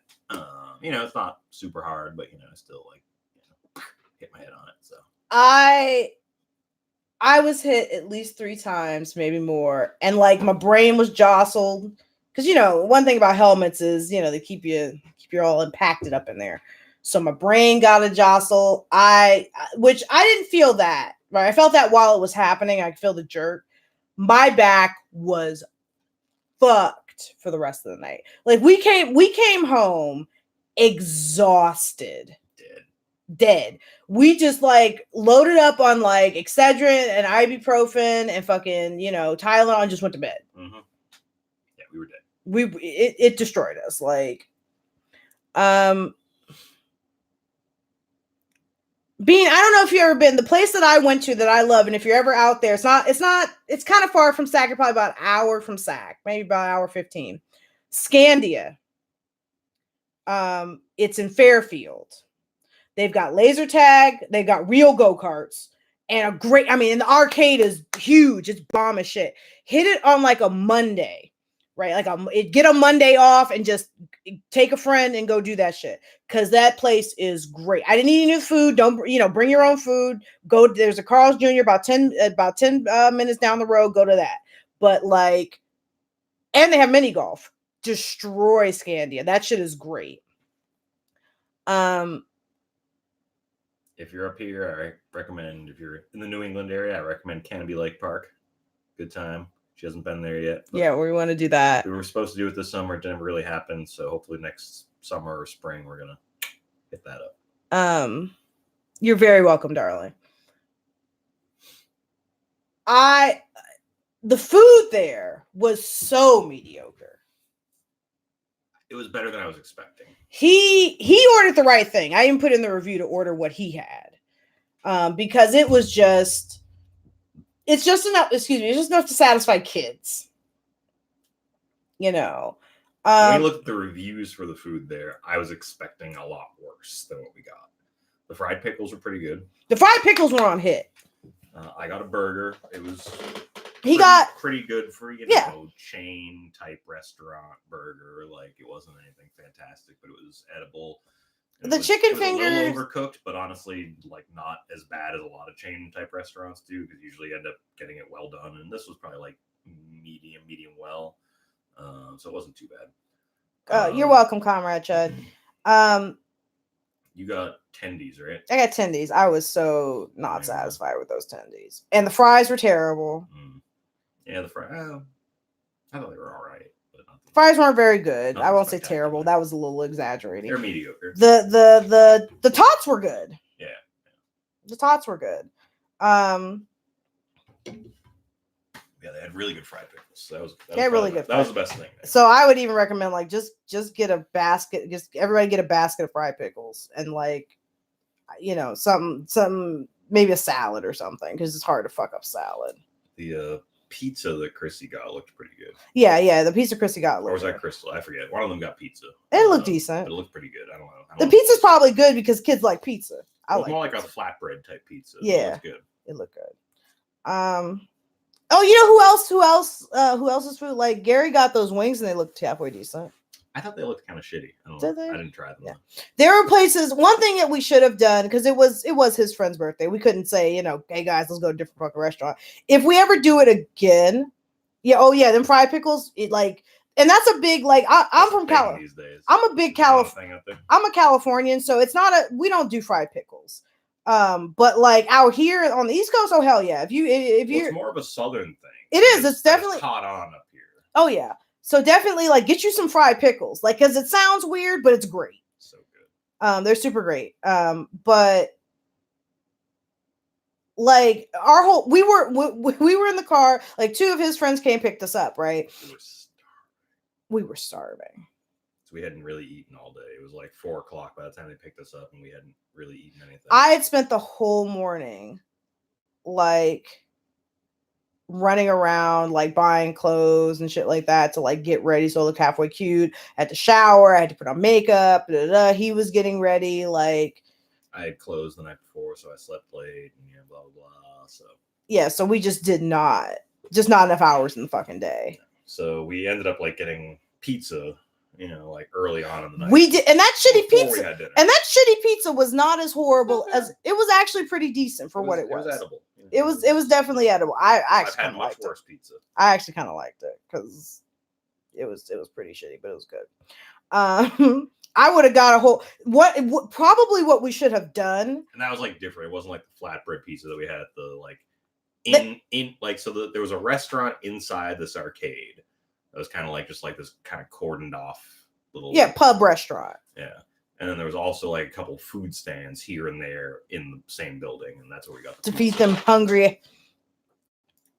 Shitty pizza is better than a lot of things. You damn right, bro. You damn right. Not always. Not always. But I will. If you've ever been to New Hampshire? New Hampshire has the worst pizza.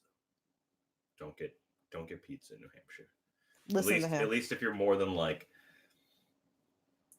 about 15 to 20 minutes north of the Massachusetts border, do not get pizza. It's basically ketchup and American cheese on like fucking cardboard. So don't do it. I'm shaking my head. I've never been to New Hampshire, and I thank God I'll never go. No, you probably will. Oh yeah, probably. We probably end up going to New Hampshire. There is good food in New Hampshire, but it's not pizza. And it's kind of few and far between. There's a chain restaurant, like local chain restaurant in New Hampshire called the Common Man that's actually really good. Though it's hard to find more than that. The last time we ended up, so me and my buddies go up to New Hampshire every winter for a little bros weekend. They go to have gay sex in a hot tub. Yeah. I'm not. Listen, all of the wives, because he's the only one who's not married in his friend group. So I say all the wives. All the wives are just an official wife of the friend group. I'm a wife now though. I'm a wafu. So I'm like this, all the wives are jazzed to see them go. Like, get the fuck out. We tired. But we all acknowledge, like, when they're all together, we all acknowledge, like, it's their gay sex weekend. And listen, we don't judge. Sometimes men need that. Mm-hmm. I'm not hating. All right, wifey. I'm not hating. I'm just pointing out what it is. All right. So we've been doing it for I've been going for about 5 years, I think. The first 4 times I went, we got the same like place up in New Hampshire, and way up in New Hampshire, like about 3.5 hours north of Boston. And it's only about 40 minutes to the New Hampshire border, so you're still like, almost 3 hours north in New Hampshire. And it's a good time, but the food was always really hit or miss up there. Like, basically this place that we went to, the Common Man, was pretty much the only good food that we could ever find. And like this one like breakfast spot, everything else was either really bad or very mediocre. And like I almost kind of wish I had done like a food blog over the years of it, because I would get angry about not just the food itself, but like because I work in restaurants, so I get angry about the food service. This is a nigga to take to a restaurant. All right, this is one thing. One thing that is, and we should probably also like food blog, because we eat out quite a bit, and we eat shitty food. I go, I'm always like, if he's working in the morning, I'm like, hey, You want to go to IHOP later? Like I do like my first experience with IHOP. My parents were always kind of anti stuff like IHOP and like Denny's, right? And I could see Denny's. I did work in a Denny's for a night, so I have never been to a Denny's. don't go to a Denny's unless you're a trucker, and it's fine. Food blog gang, but like we like shitty food. We like great food. We've eaten at some of Smoke Shop in Massachusetts. You ever get here? Go to Smoke Shop in Kendall Square, no matter what happens. While you're there, if you go in for breakfast, go to fucking Friendly Toast for breakfast. Big A Sub Shop, if you're ever looking for like the best sub, I like them niggas are crazy, but that shit is great. It's just wildly good food for what it is. There's all kinds of like amazing little hole in the wall places. Dumpling Kitchen is great. There are a lot of great places to eat in Massachusetts. They're just like tiny little places. Sam's falafel. Go if you want to see somebody abuse their employees, go to Sam's Falafel. Right? And you're just like, one night we were like, yeah, we both, can we get some fries with our meals, right? And Sam's like, yeah. Sam's like, yeah, of course, guys, fries, great. Have a seat. We'll have it out to you. And this thing, so his employees back there cooking for it's got to be 11:30, 12 at night. It's late. Yes, Sam's Falafel. So it's late. This, I know this poor boy just wants to go home, right? And Sam is screaming, "You cooking too many fucking fries! You trying to do bankrupt me?" And so after berating this poor kid who couldn't have been more than 20, probably. He comes out to us. He's like, guys, my cook made some more fries than we expected. So I'm going to send you guys home with some extra fries, which was great for us because Sam makes the most amazing fries on the goddamn planet. Like it's a falafel place and they make the best fries. It's so weird. And their shawarma's but what that meatball, what do we get? Lamb kofta. That lamb kofta's on hit. Falafel's good too.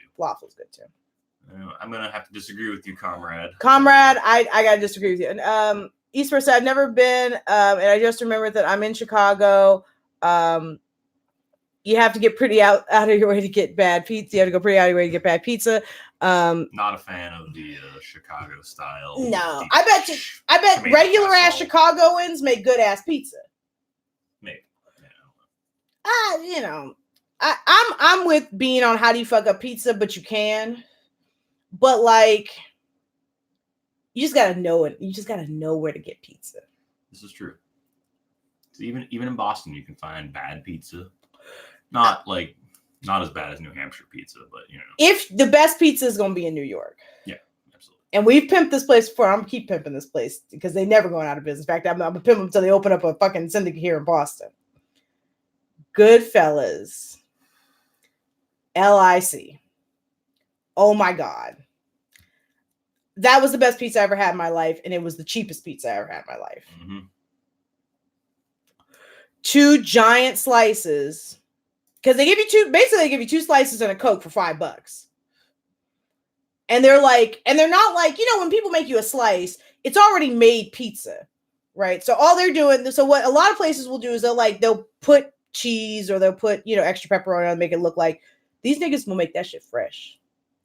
Yeah, like I assume there's probably plenty of good pizza in Chicago that's New York style. Yeah. Like, just like most of the good pizza in Boston is New York style. Yeah. But I just don't like that whole, like, huge ass thing with a bunch of tomato sauce. Like, it's a tomato casserole. It's not it's a pie. Yeah.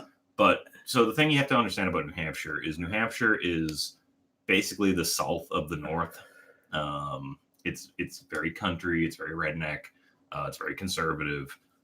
It's very Trump country. It's not good. Deep ass tomato casserole. LOL. That's a t-shirt. Deep ass tomato casserole. We've come up with a lot of shirt shit lately. Conservative. And it's interesting, like, because the last time we changed venues, our most recent trip to the north, I'll say, beyond the wall, and we ended up staying in a place right on the Vermont-New Hampshire border, and it's like a whole different. It's like going to two different countries. Like, we went to get food in Vermont, and like the food's amazing. Like, it's all this like hipster fucking good food, and then like in New Hampshire, it's all fucking and redneck trash. Also, we didn't drive through. We went through Connecticut, right? When we went to New York. We did. Don't go to Connecticut. Don't go to Connecticut. Don't go to New Haven. No. Live your best life. Mm-hmm. Don't go to Connecticut. Because Connecticut's got like a real identity problem. They don't know if they're New York or New England. And it's also just kind of like a bleak urban. It's a hellscape. But not like in a good way. Not like a cool big city. It's like bland. It's like the 1970s up in there. Yeah. Everybody looked downtrodden. Don't nobody look happy. Mm-hmm. People taking a boat bus home. Yeah.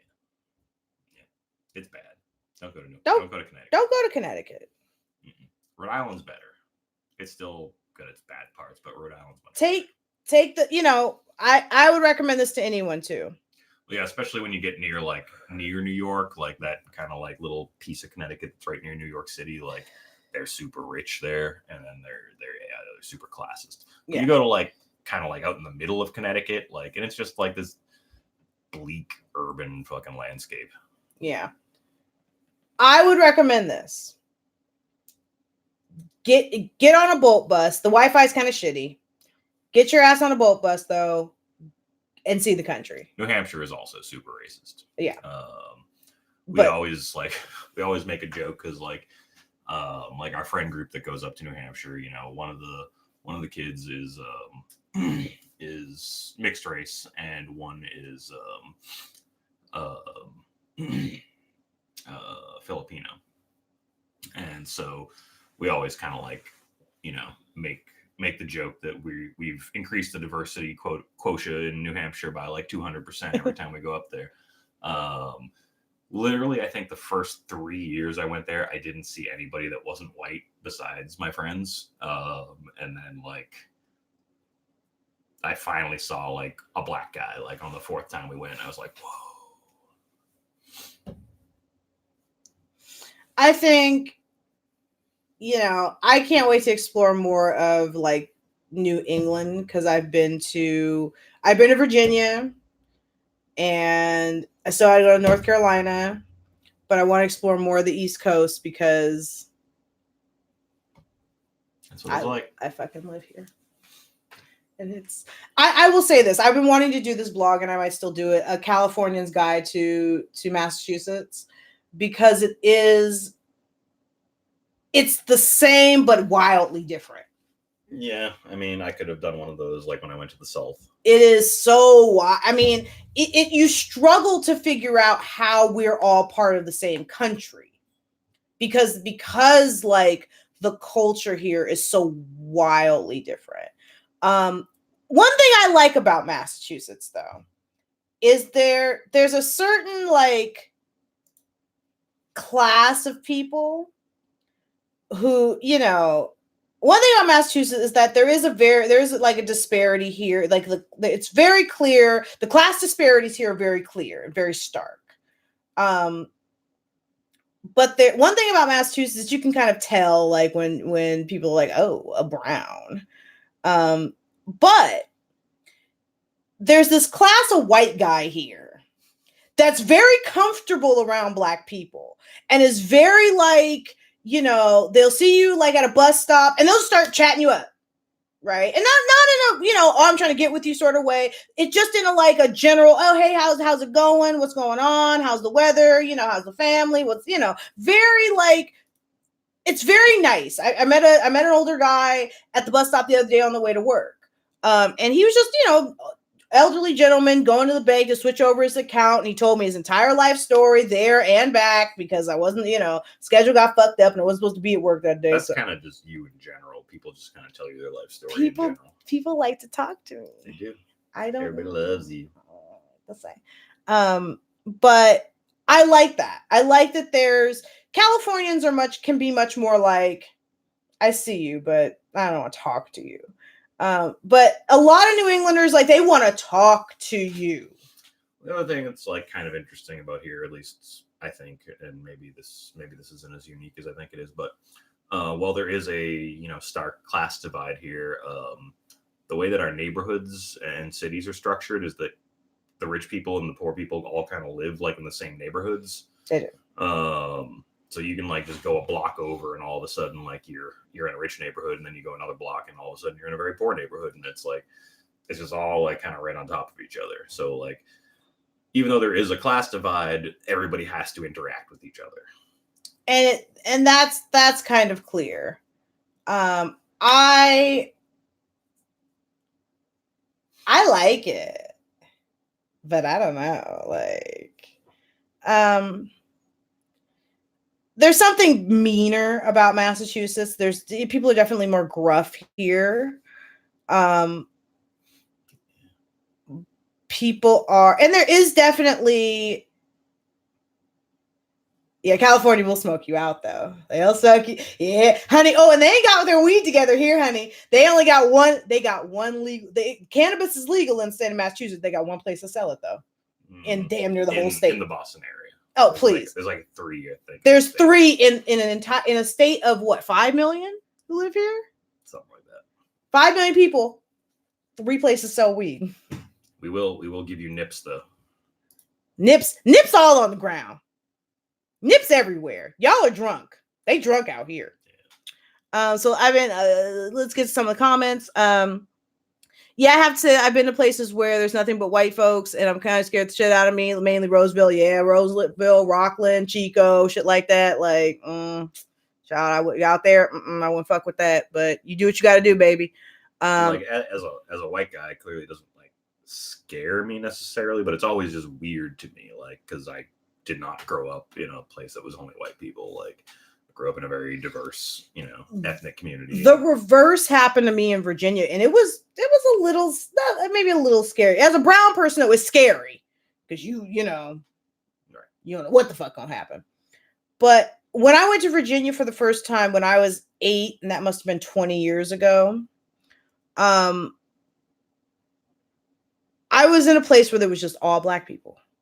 And that was weird to me because I grew up in this incredibly, ethnically diverse environment where, there's Asian people and there's, people from, Filipino, there's people from everywhere. Right.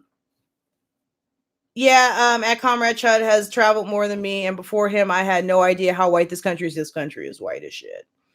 That class of white guy is scary as fuck. Agreed. Sounds like Stockton, yeah. But you smoke a joint with them, and they're like, "Welcome to the West Coast." Hell yeah, bitch. I know what you mean, LadyColumbia. I've been to Florida and North Carolina, and folks are definitely kinder and more chatty than California. Yeah, it's. I think we're more suspicious of each other, and it's just sort of like we're always in our own little worlds in California. But it's definitely like hard to get a job here as a brown person. Like that's the hardest thing. But I will say, like at my current job where I have to interact with people and be nice for a living, the type of person that you would think, oh, they racist, right? In California, you look at them and go, oh, they racist. You say, oh, hi, hon, how are you today? And they are, oh, hey, darling, how are you? What's going on? Like, one thing is like the best dudes who come through my job are the dudes who like work construction, they're working class, like they get it. They're like the kindest to you. They think you're going to be kind of, they have their preconception when they say, and then you smile like, oh, hey, hon, how are you today? And they're like, hey, girl, how you doing? Boo, boo. Oh, it's been good. The kids are all right. Let me get this. Let me get that. California will smoke you out, right? No shit. 1 place, 3 places, whole state. Take care of your whole state. Everybody got to sell weed. Massachusetts, just get by. Hashtag class warfare. I can't imagine unemployed and brown in the South. Damn. Especially when you're better at your shit than those Southern folk. Damn, ×4. Yeah, true that. So Massachusetts is a weird experience because it's a blue state that is very libertarian. It's got this very like libertarian streak because of it was, it's one of the first states. It's one of the first states. But it is the birthplace of America. So it is, and it's really weird, as a California. Spirit of Massachusetts is the spirit of America. Shut up. But it's really strange because if you're Californian or you're from like the West Coast, most of our buildings aren't from before like the 1800s. But it is weird to like, you go to the Boston Commons and that's like 1634, and you're like walking down the street to like go to, Primark or something. And it's like, oh, there's, the meeting house. Oh, there's a place where they all met to conceive of the Declaration of Independence. Like that's very old world. And one thing about Boston as a place is that it is set up like a European city. Much of Massachusetts is set up like Europe, where there are a lot of like parallel, then interconnecting streets where, there are a lot of dead ends. There's a lot of like roundabouts, as they call them in Europe, or rotaries, as we call them here. There's a lot of that. A lot of little squares. Every city has like multiple little like towns, like not town squares because obviously they're multiple, but a lot of those little squares, like we were previously living in Somerville, which has like I think a good 10 different like squares that are like little commercial areas and whatever. Very like, because you go to a lot of cities in the South, and there will generally be like a lot of smaller towns in the South, not the major cities, but not like the podunk, little towns, but like kind of the medium-sized town cities. You generally have like a downtown, like that's your square. Some of the bigger cities, you might have a few multiple areas, but for like your kind of average-sized cities, you'll have the downtown area, and then like I think it's kind of like that in a lot of cities, probably on the West Coast too. I mean, obviously not the big cities that obviously have, multiple districts and whatever, but I feel like most of like the newer parts of the country, each city kind of has like a centralized like downtown. We don't have that here. Every like city, like whether it's Cambridge, Somerville, every city like in the surrounding areas of Boston has all of these little squares that, are different little areas. And it's like densely residential. Mm-hmm. Like if, Californians particularly, like, get this, like, you'll live in an area, you'll live in like a residential area, but there'll be like a corner store and there'll be like little businesses dotted inside of that residential area. You can go for a mile stretch and it's just houses. It's crazy. Like it's clear that the streets are built for donkeys. Like it's super clear because all the streets are incredibly narrow. In fact, downtown Boston is the only American city I've ever been to that's almost basically closed off to fucking car traffic. Yeah, they're definitely like downtown Crossing in particular. Downtown Crossing, like, nope. The LadyColumbia has not been to Salem yet. We will probably need to rectify that soon, but I definitely didn't want to take her up there during Halloween because it's a fucking madhouse. But we will definitely check out Salem at some point. I think that is going to mark the end of our stream. It has been 2 hours. I am tired. I am going to try to have sex with my boyfriend again. If not, I'm gonna live that dildo life. But it has been great being with you guys. I'm glad we got to talk. I think that we're, one thing I always try to say is I think for leftists, we are in a weird, interesting space.